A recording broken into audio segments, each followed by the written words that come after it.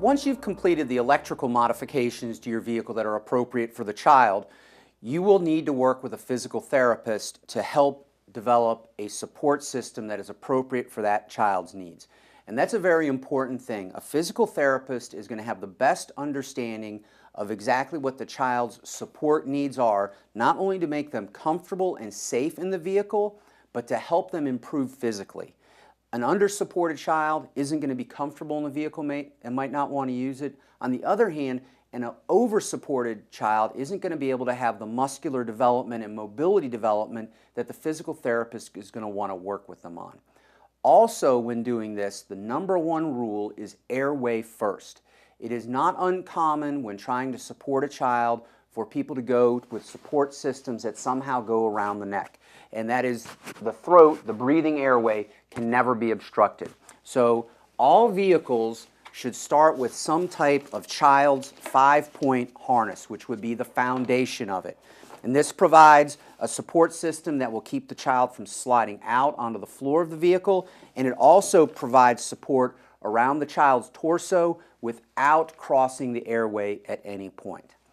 As you're working with the physical therapist, there's a lot of decisions to be made that are related to that child's mobility development. One is whether or not you're going to want to have doors that open on the vehicle. Okay? A very mobile child, that challenge may be appropriate to keep in there. A child who's going to have to be placed in the vehicle all the time by the parents, well, it might be smarter just for everyone's ease of use to secure the doors shut so that they're not mobile. Once you have sort of made those decisions, those lead into associated decisions about how much support. So if we decide to leave the doors mobile, maybe we would just have a base support with the 5-point harness, but maybe the child needs a little more support, or they like the look of the support cage, and so if we use a support cage where the doors are going to be functional, we'd want to make sure that the cage doesn't interfere with the operation of the doors, but provide something the child can get into the vehicle on.